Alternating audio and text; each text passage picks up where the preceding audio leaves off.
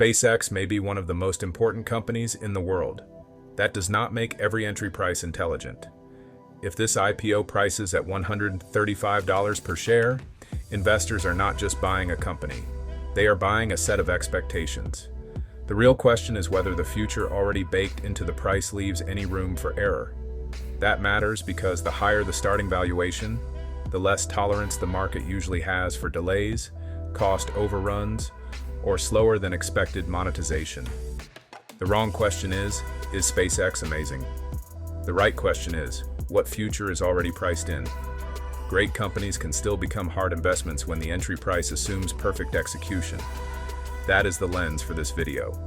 Business quality, valuation, float, profitability, index demand, lockups, and retail FOMO. We are not trying to predict the first tick. We are building a checklist for discipline when the narrative is extremely strong.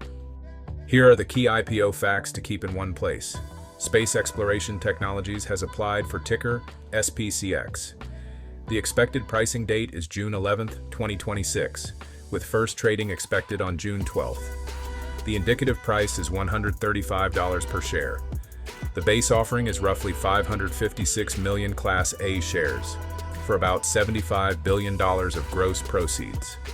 Those facts should be refreshed again after pricing, because final price float, allocation details, and first trading data can change the setup quickly.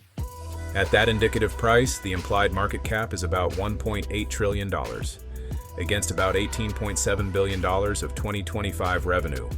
That puts the price to sales multiple roughly in the mid-90s. That does not prove the IPO is wrong. It does prove the expectations are enormous. For that kind of valuation to work over time, revenue growth, margins, capital efficiency, and investor demand all have to cooperate. The quality case is not random hype. SpaceX sits across launch, Starlink, global connectivity, and potentially AI infrastructure. Starlink had about 8.9 million subscribers in 2025 and about 10.3 million in the first quarter of 2026. Strategic assets can deserve premium attention. The discipline is asking how much of that premium is already in the IPO price. Investors should also watch ARPU, because subscriber growth is more powerful when the economics per customer hold up.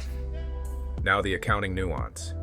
In 2025, revenue was about $18.7 billion. Adjusted EBITDA was about $6.6 billion. But the company also reported about a $2.6 billion operating loss and about a $4.9 billion net loss. Revenue, adjusted EBITDA, operating income, and net income are not the same thing.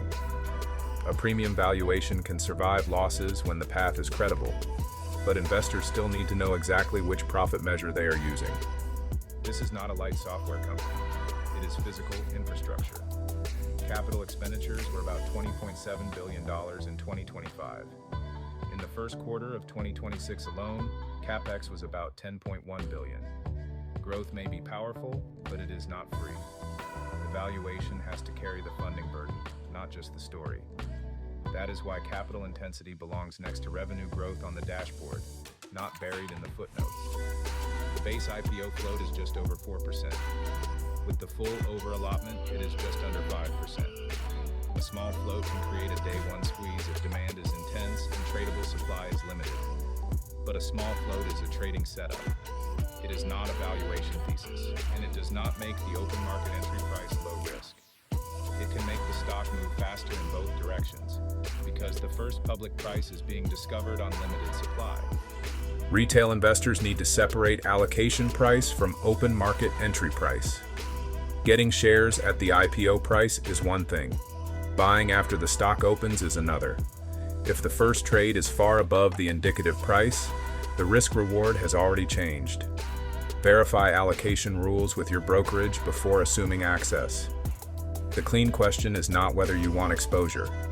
It is what price you are actually being offered when you can act. Index demand could matter. MSCI, NASDAQ, and FTSE Russell can create institutional demand under the right conditions. The S&P 500 has a different rule set.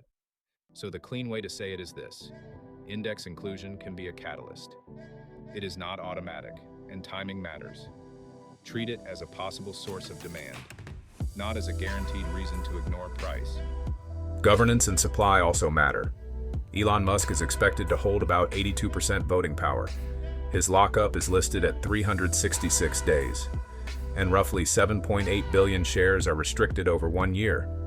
Future supply can change the risk profile after the first trading window. IPOs are not just about day one demand. They are also about the supply calendar investors will face later.